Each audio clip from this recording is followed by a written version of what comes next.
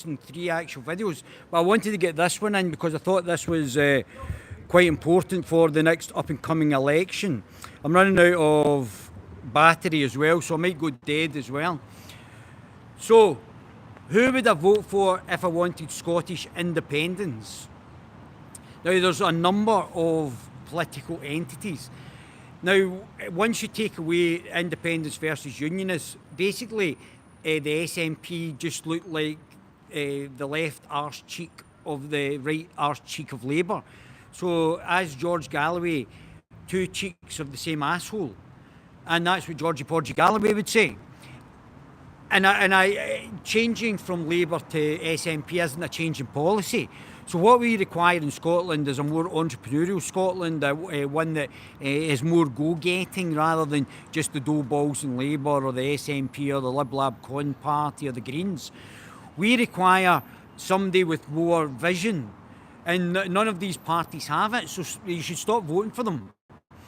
But I thought I would just cover the issue of independence, because I know that we were getting sort of blinded by, it's the unionists versus the nationalists, and if I vote for this party, they'll get us independence, which hasn't happened in a decade since the vote with Alex Salmond in charge.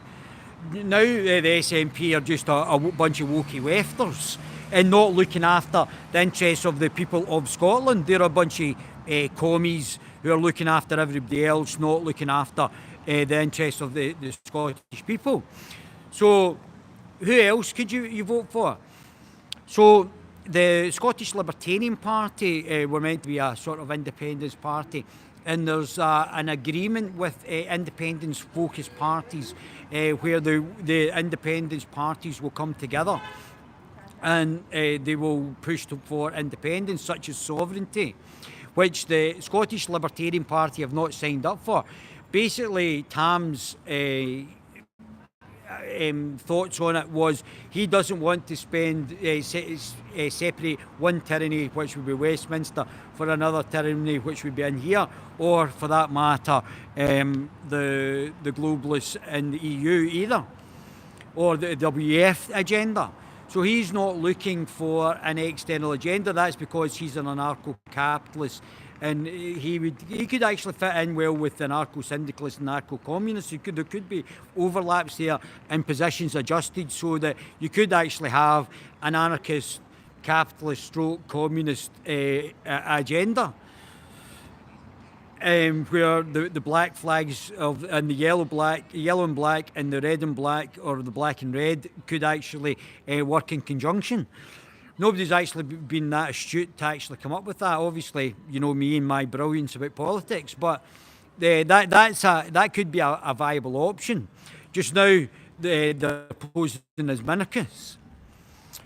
So Tam is not 100%, and the Scottish Libertarian Party are not 100% in Scottish independence, and they're not solid on it.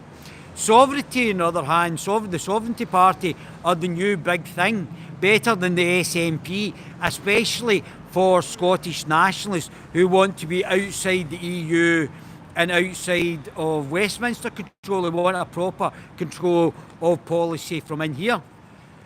So in that stage, you would be better going with the Sovereignty Party if you're out of Westminster and out of the EU. Sovereignty is the place. So probably anti-globalist, a bit like